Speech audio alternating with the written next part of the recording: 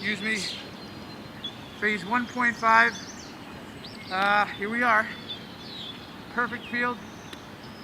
It's a crime that the only ones on it are the birds and the coyotes. But we are back, ladies and gentlemen. We are back.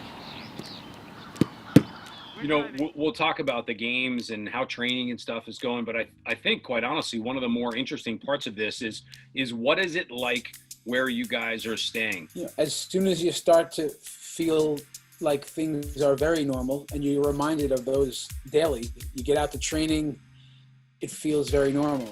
You're coaching, the players are playing, everyone's enjoying themselves. But then right when training's done, literally you're walking towards the bus, you're hand sanitizing, you're putting the mask back on. You get reminded along the way. You get back to the hotel, you go right back to your room. And so it just goes up and down. And within our team for the last 4 months, we've really done a nice job, our organization and the players and the staff, of taking the precautions, adhering to them, being diligent. And now we're doing the same. So that gives us a certain comfort level here. But there is the up and down and the a little bit of some uneasiness with the whole thing. What we've been reminded in this time, all these months, is that everyone involved are people first. And with our team, we are a young team. There's a large sense from our young players that they can't wait to get going.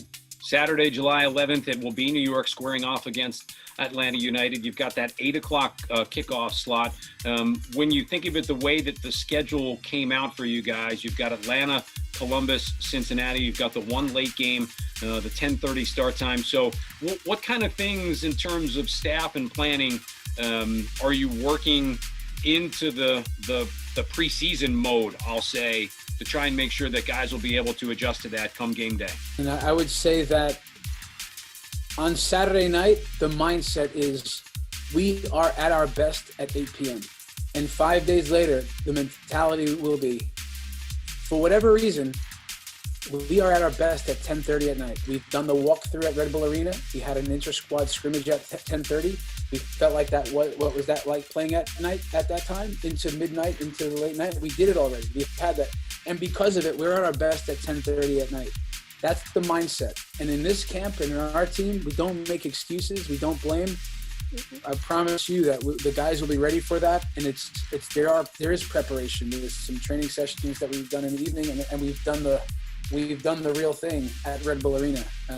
So we're more than comfortable. And we had guys that you wouldn't have thought, you wouldn't know what time the game is. It was no different.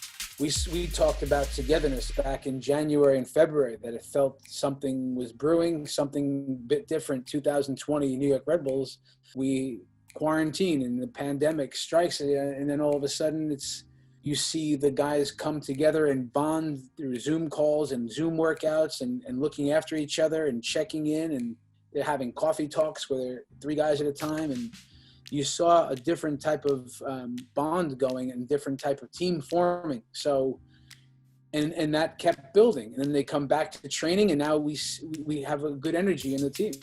But the way guys handle that part of things, and the competing and really competing, saying, whoa, the intensity in training and inter-squads, I think it's different. I've understood it as a player. I've been coaching it now, and I see that, I think we've always had that at the Red Bulls, and now I'm seeing it at a real high level again.